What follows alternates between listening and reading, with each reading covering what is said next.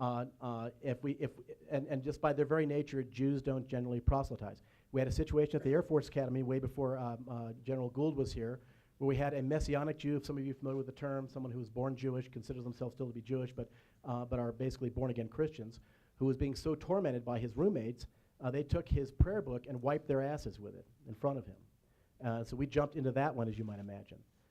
And so the answer to your question is unequivocally yes. Now, I'm not sure how you became a Christian. I congratulate you on the fact that if that faith tradition is working for you, that's fantastic. But I don't care what anybody's religious faith is. I don't. I want to make sure there's a constitution here so that everyone can celebrate their faith or no faith. We have a large number of people, 21% of our U.S. military, 21% claim no religious faith whatsoever. So I hope that's to some degree an answer, and I want to give someone else a time for another question. Thank you, though.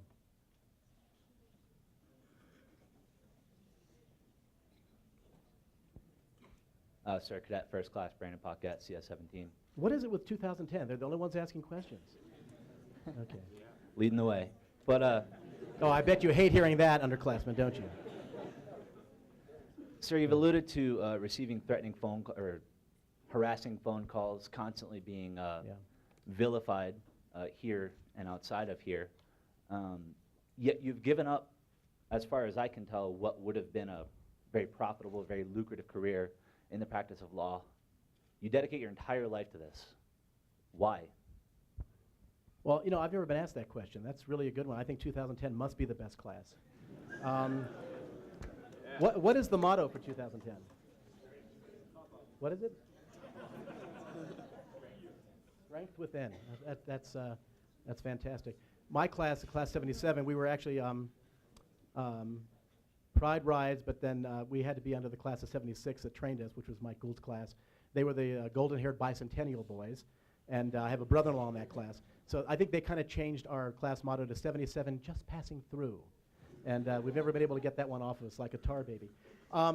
Look, I started off as a pissed-off parent. Any of you that are parents out there know that you never want to see your children hurt. When that movie came out in 2004, I had my future daughter-in-law, who's now getting her PhD at Ohio State. She's a Christian. And my two Jewish sons here, they didn't tell me about what was happening. I had members of the faculty reach out to me. And then when I confronted my kids and found out that they had been called effing Jews, been told that they were completely complicit in the execution of Jesus Christ. I mean, before the new meal formation, the CQ stands up. We went on Good Morning America, and they started showing snippets of the piece in 2005. It was on a Thursday, and I guess the show was going to run on Friday. And my youngest son, who's now a first lieutenant at Nellis, got an email from the CQ saying, report to the CQ desk before the new mill formation. The Academy PA people were there when the Good Morning America was here, and they came to Albuquerque, where our foundation's all over the country, but that's where we live. And the CQ looked at my son and said, why did you have to go on TV to do this? Why couldn't you, what's the problem? And Curtis responded, I got tired of people telling me that me and my family killed Jesus Christ. And you know what the CQ did? A zillion witnesses. She stood up and said, well, you did. We didn't like that too much. So when you initially start as an infuriated parent when you see your children hurt, and then it expands to the point where you feel the pain for everybody else. When you've got, the stories are legion of young men and women who are in service to their country, many of them in combat. We get calls all around the clock. We've just started a major offensive in Helmand Province in southern Afghanistan. I had a Marine, an Annapolis grad Marine captain, contact me several days ago because his battalion commander said it was no accident that the province that we're in is called Helmand, because the hell applies to all of Islam. They're all demons, and if this is this is Jesus versus Allah, and the man standing at attention goes, what do I do with that? What would you do? What would you do if that was your classmate that said that he or she couldn't wait to start proselytizing the Afghans? Because, by the way, the flip side of what we do, which is I think why we got the Nobel Peace Prize nomination, we actually got 2 nominations. It was a shock to us 4 months ago. We got, last year was the heaviest nomination year for the Peace Prize, and only 33 organizations worldwide got nominated and 172 individuals, one of whom was Obama. A week after he won it, we got these 2 nominations. But the other half of what we do is that, is that this fundamentalist Christian parachurch military corporate proselytizing complex is mercilessly proselytizing the Afghans and the Iraqis and the Pakistanis. And so we deal with that all the time. So what drives me is that, look, if you went to your dermatologist, cadets and civilians and staff, and they said, hey, I'm glad you came in for your annual physical. Everything's fine. We did notice a little freckle on your left hand. So we just want to take a quick biopsy of that, no big deal, and just go back about, we'll call you in a week, I'm sure it's fine. So you let them take the little freckle off, and some of you maybe want to go to pilot training, you want to make sure you get that taken care of. And a week later, you get the call from the doctor saying, hey, listen, cadet first class, cadet third class, colonel, general, whatever. We got some good news and bad news. And your heart sinks, and you go, what? What do you mean, bad news? He goes, well, no big deal. The freckle turned out to be, melanoma. It's malignant, but it's very, very, very confined. Come in anytime over the next 2 weeks. It's a 10-minute procedure. We'll just freeze up the hand, we'll just dig around and give you a stitch or two. You'll be good to go, no big deal. Will not affect your pilot's rating or navigator rating or anything you want to do. And so you hear that, and instead you say, I don't want to do that. I'm going to head off to Tahiti and study French Impressionistic painting for the next 3 years. Of course, you'll be dead in a year. We saw the cancer. We saw it. It has nothing to do, and I can't sit here until I'm blue in the face, with hatred of Christianity or of Jesus or of religion or of God. It just drives us nuts, though, when, say, an Air Force fighter pilot or bomber pilot or a communicator or a base civil engineer refers to a subordinate and says, you're dead to God. You're completely dead to God unless I can fix you or you come to our meetings, or can you have a Bible study?